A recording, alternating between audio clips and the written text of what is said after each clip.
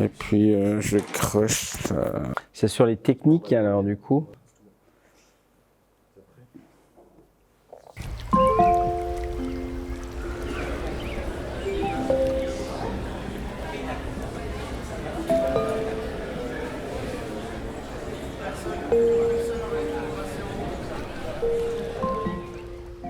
La technique, hein, c'est ce qui est fait avec la main de l'homme.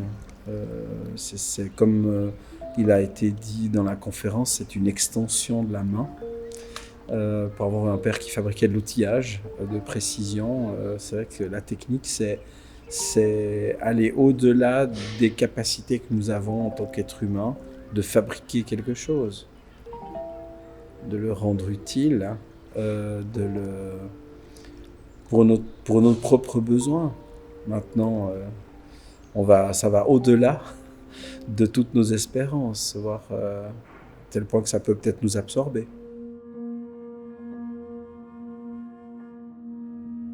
Je ne sais pas de quelle mesure on a une emprise en tant que citoyen sur ça. Des gens utilisent ces technologies de manière tellement, avec une telle maîtrise, on peut dire qu'au final, on ne sait pas si c'est pour le bien des citoyens ou pas. Quel est le but de l'utilisation de ces techniques? Ça doit rester un outil. Pour moi, ça doit rester un outil comme un tournevis, quoi, comme un couteau de cuisine pour couper de la viande ou du pain, sais-je. Il faut qu'on puisse garder la main dessus.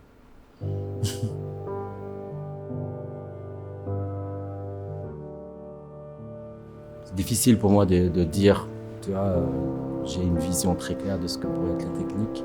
Je retiens un truc surtout, c'est par rapport à la notion de flux, la notion de stock. J'essaie de transposer ça avec mon quotidien à moi et me dire, ah bah tiens, voilà, dans mon quotidien, je vais pouvoir essayer d'appliquer ça.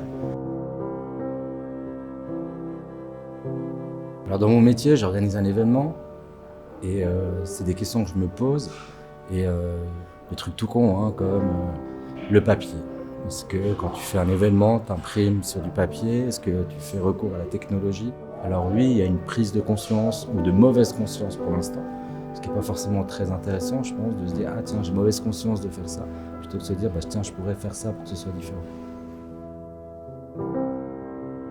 J'essaie de transmettre aux élèves ce que je pense sur ce point-là en les mettant un peu en garde par rapport aussi à cette espèce de fantasme qui est réservé qu'à que quelques personnes qui auraient du talent, alors que tout est fabriqué par derrière. On est dans une espèce de consumérisme aussi artistique, une espèce de foutoir dans lequel même les jeunes s'y perdent pour finir, les jeunes générations qui arrivent, à tel point que quand on leur parle de Monteverdi et de la musique baroque, ils sont totalement fascinés par ça, comme s'il y avait une espèce de retour à l'instrument, comme tu disais, organique. Et dans mes cours, ils mettent la main à la pâte tout de suite, c'est-à-dire qu'ils touchent un clavier, ils doivent se coordonner, on fait du travail neurologique, la coordination gauche-droite, poser les doigts où il faut, entendre ce qui se passe, reproduire vocalement, enfin tout un travail qui ne passe que par l'humain et que la machine ne peut pas faire. Alors ça, je donne une priorité à ça dans mes cours, sans omettre bien entendu l'aspect technologique, mais avec cet acquis-là, et le fait de vivre ça en tant qu'élève, en tant que jeune, en tant qu'être humain, ils pourront utiliser justement ces technologies électroniques ou numériques, mais avec la conscience de le vivre, plus que de le subir.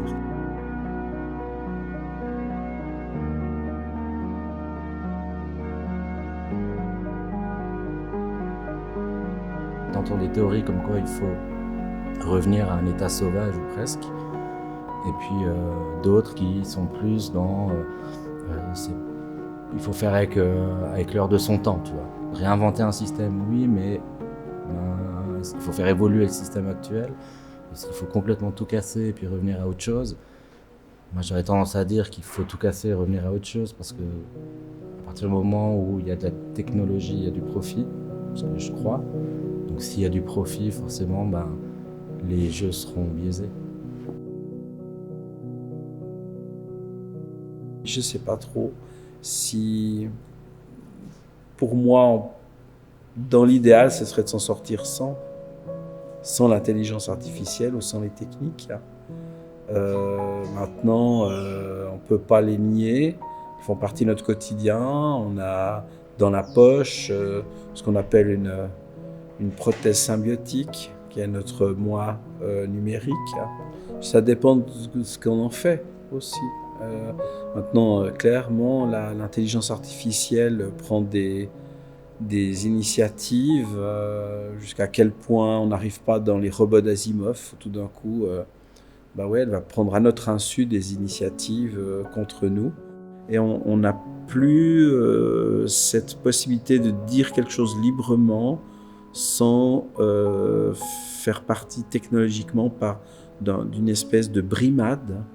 On doit faire attention quand même à ce qu'on dit de plus en plus, j'ai l'impression, sur les réseaux sociaux notamment, et à tel point que ces technologies influent notre façon de penser, à tel point que les émoticônes, nous devenons des émoticônes vivants.